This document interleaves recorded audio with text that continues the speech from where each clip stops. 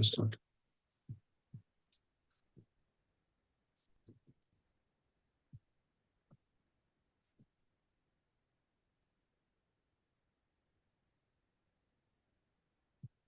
Hare Krishna. Hare Krishna. Om Namo Bhagavate Vasudevaya. Narayanam Namaskritya Naram Chaiva Narottamam Devim Saraswati Vyasam Talo Jayamudire. Hare Krishna. Today I'm going to read teachings of Lord Chaitanya by His Divine Grace A.C. Bhaktivedanta Swami Srila Prabhupada Ki Jai. Conclusion of teaching to Sanatan Goswami.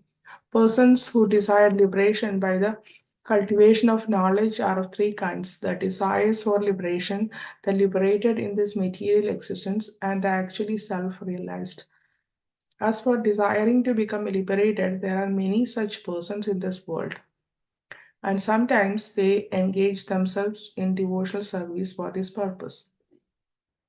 It is corroborated also in Srimad Bhagavatam in the first canto, second chapter, that those who actually desire liberation gives up all kinds of worship of the demigods and without being envious of them, concentrates their mind in the worship of Narayana, the Supreme Personality of Godhead. Such persons are engaged in the service of the Supreme Personality of Godhead, Narayana, and when they are in contact with pure devotees, they become engaged in the devotional service of Krishna and give up the idea of liberation. In the Hari Bhakti Sudodaya, there is a nice verse in which it is stated, Aho Mahatmam Bahudosha Dustobi Ekena Bhakti Esha Bhavogunena Satsangam Akhena Sukhabehena Kradadya Noyena Krishna Mumuksa. O great soul, although there are many faults within this miserable life, yet there is one glory, the association of pure devotees. Cultivate such association. By such association, our desire for liberation diminishes.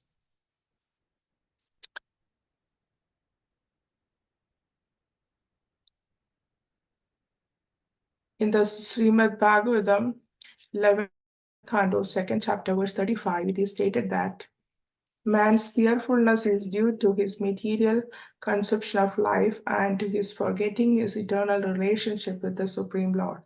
Therefore, he finds himself having only perverted memories. Such things have happened due to the spell of material energy. Therefore, a person with enough intelligence will engage himself in full devotional service with the Supreme Lord as his spiritual master and worshipable God. The purport is that nobody can attain a revolution without being engaged in devotional service to the Lord. When, however, he is free from this material contamination, he can fully engage himself in Krishna consciousness. In the Srimad Bhagavatam 10th canto, 14th chapter, it is clearly said that for a person who is engaged in devotional service, to understand things as they are, but who lacks any intention of being engaged in Krishna consciousness, the trouble undergone for his understanding is his only achievement. There is no substance to his life. Every living entity is part and parcel of the Supreme Lord, and therefore it is the duty of every living entity to serve the Supreme Whole. Without doing that, the living entity falls into material contamination and his service is lost. Lord Chaitanya then concluded that these six kinds of Atmarama engage themselves in some kind of devotional service to Krishna. In other words, all the transcendentalists at different times ultimately come to the understanding of rendering devotional service to Krishna and become fully Krishna conscious. Even when one is very learned or if one is very extravagant, still he can be engaged in the devotional service of the Lord. The six kinds of transcendentalists are the neophyte transcendentalist, the absorbed transcendentalist, one actually situated in transcendence, and a person caring for liberation. Persons actually liberated and persons who are actually engaged in their constitutional position All of them are called Atmarama. When a person becomes Atmarama or a great thinker in Krishna consciousness, he is fully engaged in devotional service. There are many Atmaramas according to the grammatical rules, but one word, Atmarama, is sufficient to represent all other Atmaramas. In the collective senses, all the Atmaramas are inclined to worship the Supreme Lord Krishna. The mystic who worship the supersoul within himself is also called Atmarama.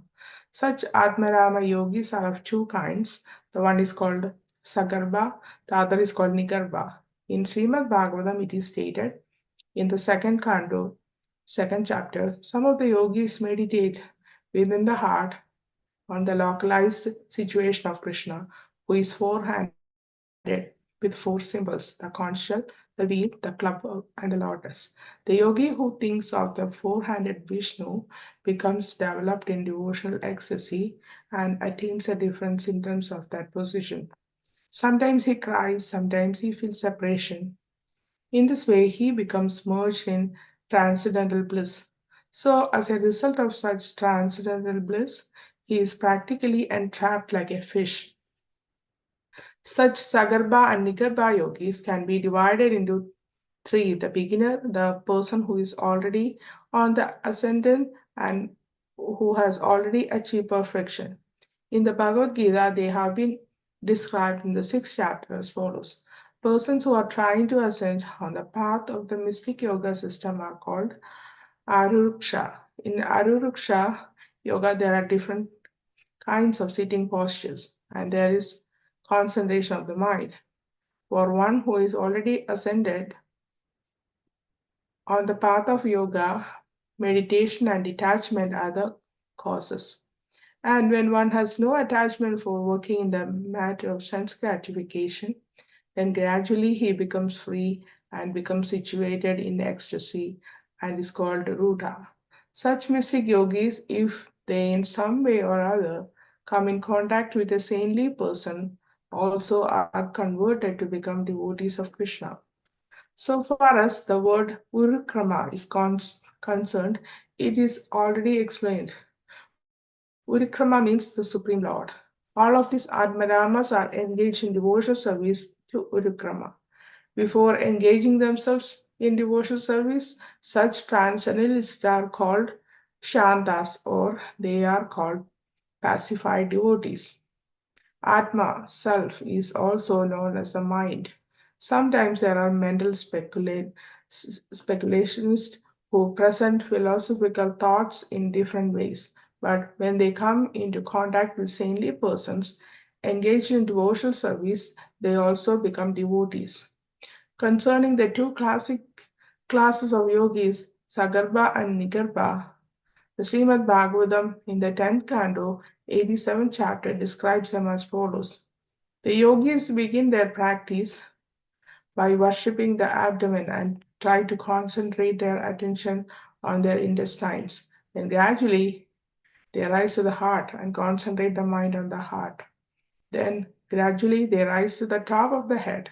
One who can rise to that portion is understood to have become perfect and is no longer subjected to birth and death.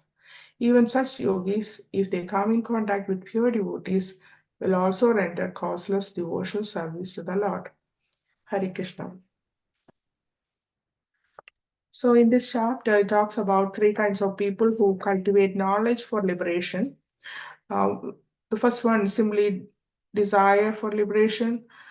Second one, liberated, and already they are liberated already while in material existence.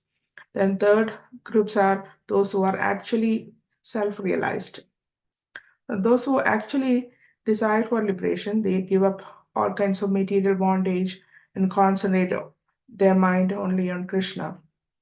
When that person find a spiritual master, they give the idea of liberation and concentrate only on the service of the Lord. So then he talks about there is one good thing which is good in the material world is the association of pure devotees. Then most of the problems or fear occurs when we forget our eternal relationship with the Lord, which is Jivera Swarupe Krishnera Nityadas. Only one is actually free from material contamination. He can fully engage himself in Krishna consciousness. We are all part and parcel of the Supreme Lord, and it is our duties to serve the Lord. Then it talks about 6 kinds of Atmaramas or transcendentalists, from neophyte to one who is completely engaged in activities in his constitutional position. They are all inclined to worshipping the Lord. The 2 kinds of Atmarama yogis are Sagarba and Nigarba. Those yogis are further divided into beginner, advanced, and one who has attained perfection. Aruraksha yogis practice sitting postures, meditation, pranayama, etc. in order to concentrate their mind. All of these practices helps one to reach the highest perfection